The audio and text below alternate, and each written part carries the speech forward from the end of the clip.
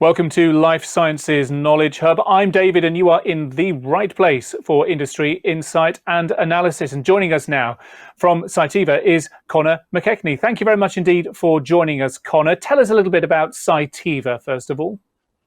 Yeah, well, thank you for having me, David. Well, Cytiva is maybe a new company that should be familiar to all of you, if I can say that. We were formerly known as the Life Sciences division of General Electric, and before that, some of our constituent companies have been leaders in the life sciences space for many, many years. Pharmacia, Amersham Biotech, Whatman, and so on. So these are well-known brands that have come together over the years and have become Cytiva in its new existence, as it were, as a member of the Danaher Life Sciences group of companies.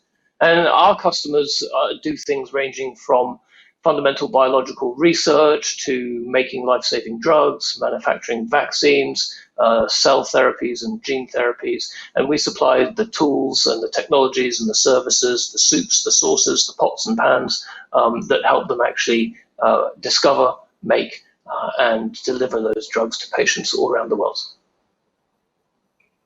Thank you for clearing that up around Cytiva.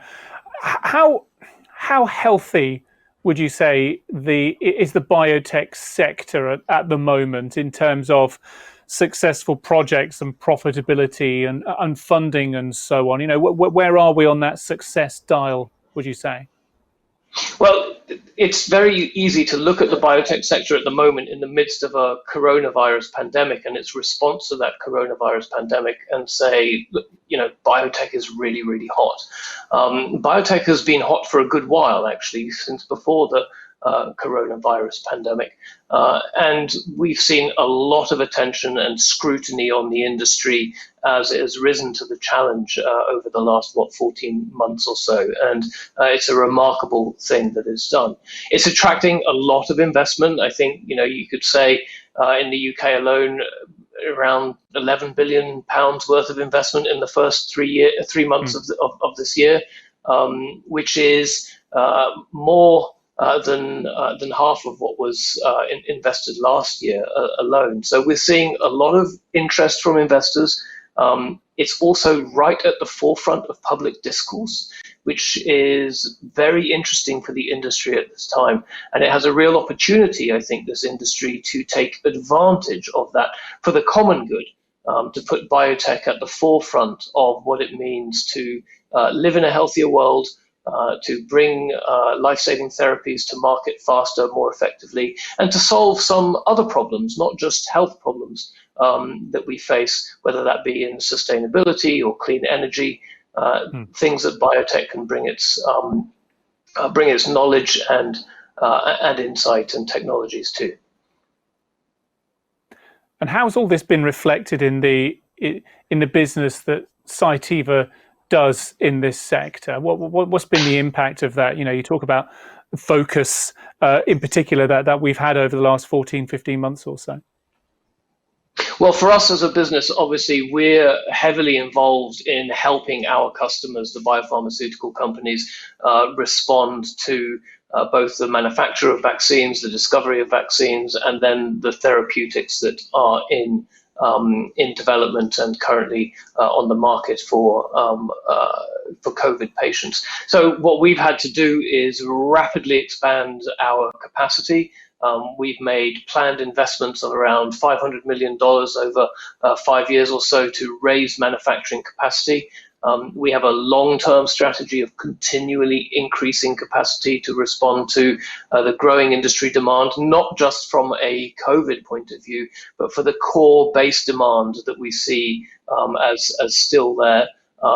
We anticipate that base demand to grow at between 8 and 11% over the next 5 to 6 years, notwithstanding the additional demand on top of that from COVID. We're hiring more than 1,000 people in Europe, in China, in the US, and we've got new manufacturing sites coming online in the US, in the UK, and we're also looking at 24/7 shift patterns, increased automation to help us deliver additional capacity. So, our teams are working absolutely flat out to make sure that our customers get what they need, such that they can respond to the incredible demand that we're seeing from around the world for primarily vaccines and these COVID therapeutics, but also the underlying demand because other diseases haven't gone away. We think about COVID as being the pressing health demand of the moment, but none of the diseases that we've been dealing with day in, day out for the last 15, 20, 30, 40 years from a biopharmaceutical industry point of view have gone anywhere. They're still there and they still need to be worked on. So, I mean, a question that we've certainly been asking to many people here is about the impact that the pandemic has had on their business. It sounds to me, in parallel with many other responses, that there's been a sense of acceleration in some areas. How do you reflect on the impact that the pandemic's had? I think the first thing to really keep front and center for us is, aside from the incredible sense of purpose that the pandemic has really reinforced for our associates, our employees around the world, is actually the impact on our associates and employees around the world. I mean, we're speaking now in early May. Our teams in India are in the midst of very, very difficult months. So we think about them. We have teams all around the world who've gone through some very, very challenging times, not least, because of having to work from home a lot of the time, but also, of course, those teams who are in the manufacturing facilities who have not been working from home. And these are people who have been going to work in COVID-safe facilities, but nevertheless going to work day in, day out throughout the pandemic to make sure that the supplies that we have committed to our customers get manufactured and get sent out. So I do look at it as a leader of the business from our associates' point of view, how hard they've been working.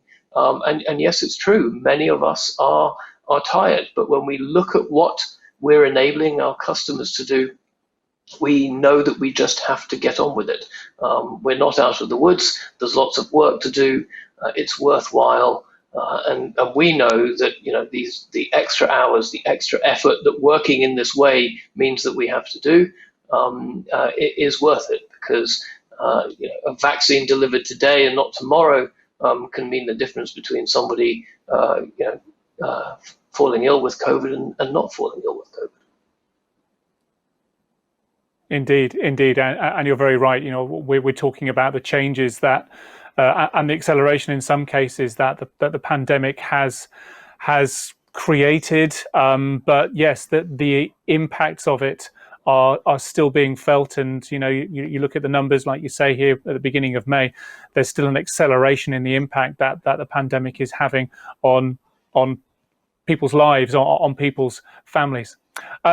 We're almost out of time for now, Conor, but I just want to wrap up by looking towards the future. And apart from fighting the coronavirus, which areas of life sciences do you see as offering the greatest potential for growth? So there's a couple of things happening that are really very exciting, and we talked about acceleration a little bit. Of course, we've seen the rise in the pandemic of mRNA as a technology, as a therapeutic modality. That's become very interesting. It has been proven in principle very quickly, much quicker than we would have seen in non-pandemic times.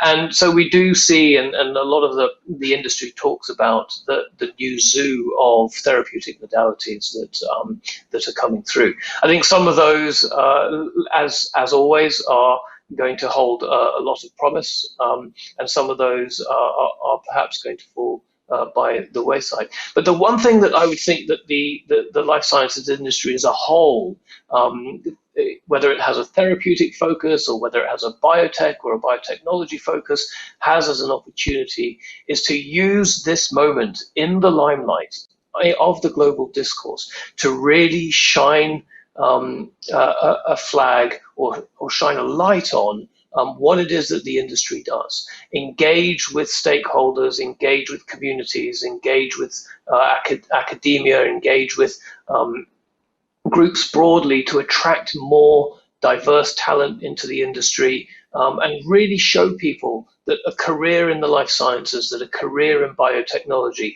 is something that is deeply, deeply meaningful to the future of human health, to the future of sustainability, and so on. So really use the focus that the industry finds itself under to essentially wave our arms and say, look, you can make an incredible difference by working in this industry. And through that, we can attract more diverse talent from all over the world, because that's what we know we're going to need if this industry is to respond effectively to the next pandemic or to other challenges that we may see on the horizon.